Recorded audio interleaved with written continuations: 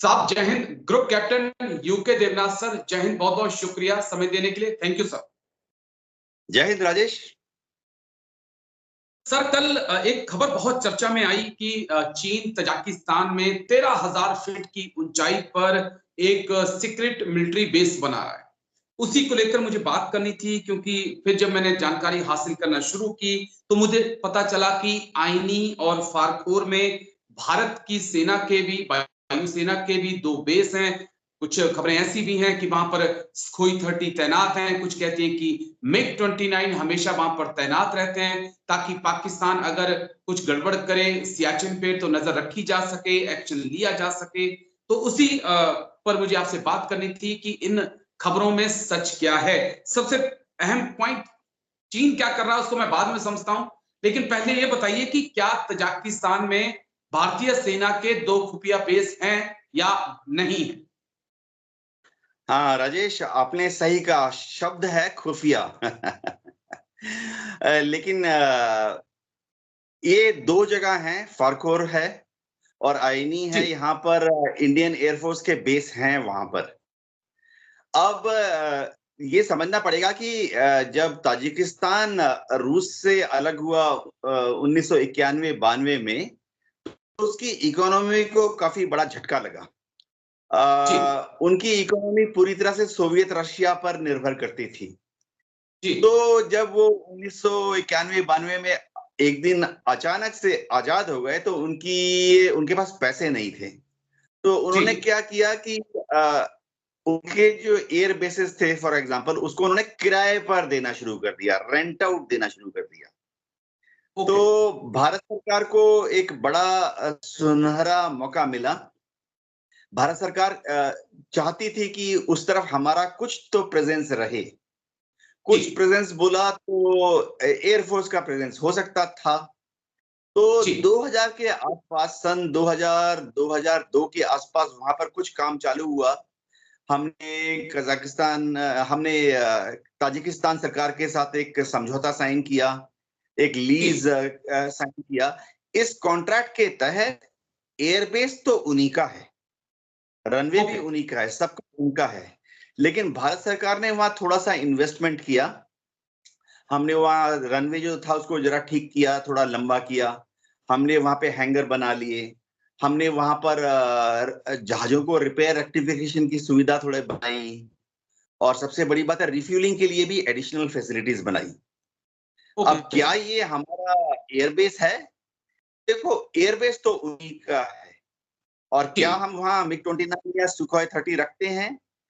मैं आपको बता दूं राजेश कि हम वहां पर अपने फाइटर विमान को परमानेंट तौर पर नहीं रखते हैं।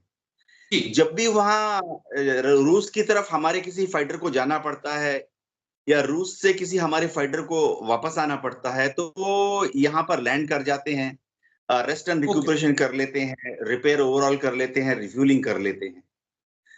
रही बात क्या हम इसका युद्ध में इस्तेमाल करेंगे, देखिए बीच बीच में हमारे फाइटर विमान सुखोई 30 या मिग 29 वहां जाते हैं, एक हफ्ते के लिए, 15 दिन के लिए ऑपरेट करते हैं और फिर वापस आ जाते हैं।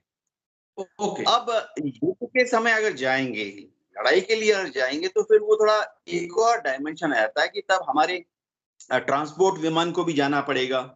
वहां पर C-17 को जाना पड़ेगा, या पुराने जमाने में IL-76 होते थे वो जाएंगे। क्यों? क्योंकि अगर फाइटर विमान जाएंगे तो वहां पर बॉम्ब्स चाहिए, रॉकेट्स चाहिए, तो टेक्नीशियंस चाहिए। तो क्या होता है कि जैसे आजकल एक C-17 चला जाता है, तो उसमें 30-40 टन सामान ले जा सकते हैं, जिसमें कि 10-20 टन ट्रांसपोर्ट विमान, 10-20 टन बॉम्ब्स ले जा सकता है, रॉकेट्स ले जा सकता है, और फ्लाइट क्रू ले जा सकते हैं 10-20-30-40 इंजीनियर्स को, हमारे जो टेक्नीशियंस हैं। तो एक संभावना है, ये समझना पड़ेगा। हमारे ऑपरेशनल, इंडियन एयरफोर्स के ऑपरेशनल जो हॉराइजन है, जो हम सोच रहे हैं, में अभी तक ये एक संभावना है। एक चीज होती है वॉर प्लान। वॉर प्लान होता है कि जैसी लड़ाई लड़ी तो पहले घंटे में ये करेंगे, दूसरे घंटे में ये करेंगे, पहले दिन ये करेंगे, दूसरे दिन में ऐसे करेंगे। तो ये एक संभावना है। अभी तक वहां एक पर कोई समापन है, लेकिन रेगुलर मैं पूछना चाहूंगा आपको, 2020 में एक बड़ा मजेदार इंसिडेंट हुआ था, जिस वक्त तालिबान पंजशीर पे अटैक कर रहा था, पाकिस्तान की एयरफोर्स उनकी मदद कर रही थी। उस वक्त तालिबान के लड़ाकों के ऊपर एक एयर स्ट्राइक हुई थी। उसके बाद किसी को आज तक ये पता नहीं चला कि वो एयर स्ट्राइक किसने की थी। सब हाँ, एयरफोर्स सर्कल में बातें होती हैं, एयरफोर्स सर्कल में बातें होती हैं। देखिए, हमने ना इन एयरबेस का इस्तेमाल वहां से हमारे जो भारतीय जो फंसे हुए थे वहां पर, उनको निकालने के लिए तो डेफिनेटली की थी कि जब ओके सर, अफगानिस्तान ओके। से हमारे भारतीयों को एक्सट्रैक्ट करना पड़ा, जब तालिबान पावर में आ रहा था, आ गया था, भगदड़ मच गई थी, तो भारतीयों को वहां से अफगानिस्तान से निकालकर कुछ को हवा के रास्ते निकाला गया, ज्यादातर को जमीन के रास्ते से निकाला गया, और उनको निकालने के बाद ताजिकिस्तान के इन एयरबेसेस में रखा गया, जहां से कि जाके भारत के एयरफोर्स के जहाजों ने उनको वापस लाए। ओके क्या सर। इंडियन एयरफोर्स के फाइटर विमान ने तालिबान पर हमला किया? मैं आपको आधिकारिक तौर पर बता देता हूं कि ऑफिशियली इंडियन एयरफोर्स ने एकदम डिनाई किया है।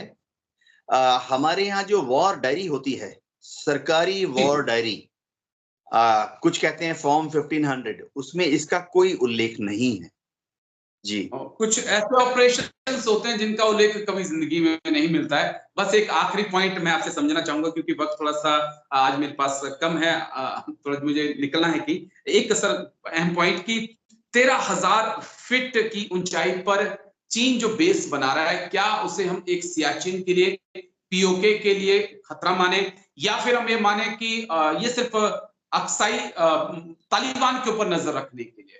कैसे आप चीन की इस एक्टिविटी को? हाँ, चीन जो है, चीन से शुरू करके चाहे ताजिकिस्तान हो, जी। किर्गिस्तान हो, उज्बेकिस्तान हो, कजाकिस्तान हो, सब जगह से वो ब्रिक्स के तहत, सब जो BRI, bridge and road initiative के तहत वो सड़कें बना रहा है, यूरोप तक बना रहा है। चीन चाहता है कि रूस से टूटे टूटे जो ये अंश हैं, जो कि अब रूस के इन्फ्लुएंस से आस्ते आस्ते क्रमशः बाहर निकल रहे हैं, चीन चाहता है कि जी। यहाँ पर उसकी इन्फ्लुएंस बढ़ जाए। तो किसी भी देश से इन्फ्लुएंस बढ़ाने के कई तरीके हैं, वहां ट्रेड, इकोनॉमी या उनकी मिलिट्री, उसमें सहयोग कीजिए। मैं बता देता हूं कि चीन ने जो कुछ भारत के विरुद्ध करना है, अक्साई चीन में या सियाचिन में पाकिस्तान करना चाहता है, उसके लिए चीन के जो एग्जिस्टिंग बेस हैं तिब्बत में, वो काफी हैं। उसके लिए उसे जी। ताजिकिस्तान जाने की जरूरत नहीं है।